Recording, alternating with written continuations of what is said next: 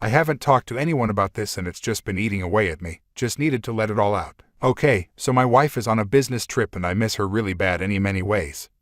Though very much so sexually. I don't like to masturbate to porn because of my beliefs. However, I am a visual kind of guy and it's hard to get off on fantasy alone. I remember that she had said she had nude pics of herself on her dead laptop. She did warn me that these were for another guy and that there were pics of him on there too. I figured I could handle this, and decided to go digging for the pics using special recovery tools I have. So I find the pics and like she said there was one of him on there. Now this guy was a married man going through a divorce when she met him. When I met her she was sorta seeing him and I became the other man to the mistress of a married man. Kinda weird. Anywho, I got curious about their chatting history.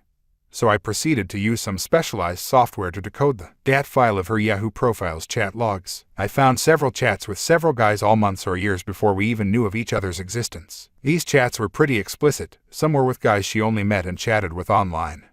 Some with guys she knew in person. I found some that indicated she had been with 2 guys at once, something she had never told me about. In the chats with the married dude, I found out more information than I care to know about their sexual relationship. He lived a long ways away BTW and she visited him and they had sex. I also found out that she had sex with an acquaintance of ours and screamed the married dude's name when the guy was inside of her. I already hated this acquaintance.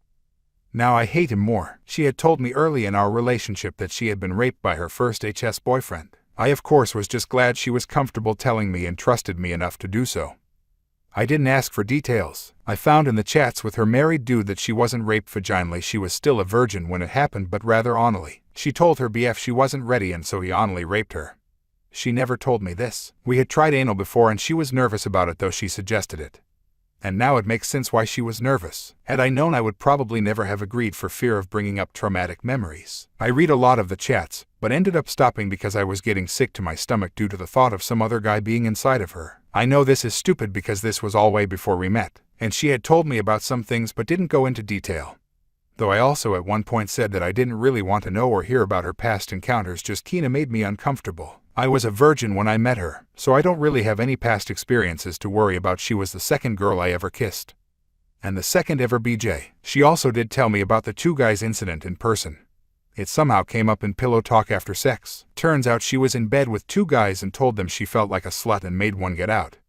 He watched while the other had her. Again, I know this is stupid of me but I can't stop thinking about her and some other dudes going at it. I realize this is my own feelings of inadequacies and that it is my own problem.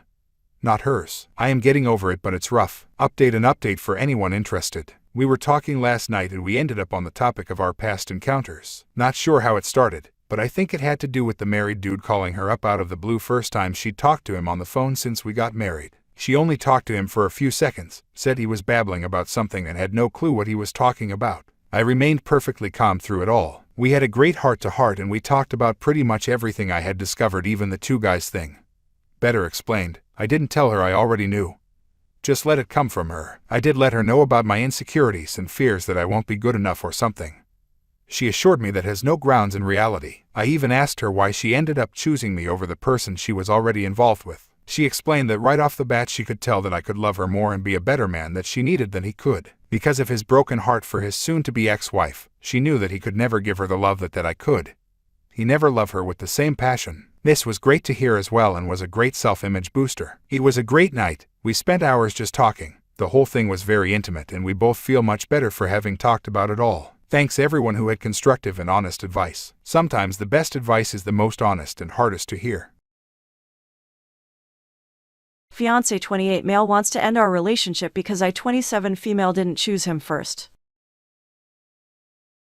I'm sorry if this whole thing sounds a little rushed, but my fiancé Ryan, who I've been with for 7 years, told me today that he's not sure whether he wants to be with me anymore, and I realize it may sound stupid, but I love him so much. It feels like my world is falling apart around me. I don't know what I can do. This all started a couple days ago when we were celebrating our anniversary. We invited a bunch of people, including one of my closest friends, Ellie. She noticed my fiancé being affectionate towards me and made some stupid comment about how she told me so that Ryan would be better for me than my ex Andy. My fiancé was a little confused confused and asked Ellie what she meant. Back when I was in college, Andy and Ryan both asked me out to the same event. I'd known Ryan since high school and we'd always had a thing, but we weren't a couple. On top of that, he went to another college that was a half-hour drive away from me. Andy went to my college, his dorm was a 5-minute walk away, and he was someone completely new. I began to feel like my relationship with Ryan wouldn't be exciting enough because we already knew almost everything about each other. With the added headache of being half an hour away from each other, despite Ellie's protests, I decided to go with Andy. I know my reasoning is beyond stupid, but I never thought that this decision had the potential to blow up my future. Ryan was already hurt that I declined his request to go on a date. I didn't want to make him feel worse by telling him that I was going with someone else, not that it mattered because he stopped talking to me for about 6 months. During this time, it became obvious that me and Andy weren't right for each other, so we ended it. When me and Ryan began talking again, I realized how much I missed him and that he was perfect for me, so I asked him out. He was overjoyed, and that's how we got to this point. For the rest of the party, I could tell that his mood was off. He kept pulling away from my kisses, touches, and responded to me with short one-sentence answers. After the party, when I asked him what was wrong, he just said that he felt sick. For the next 2 days, he continued to be cold and distant.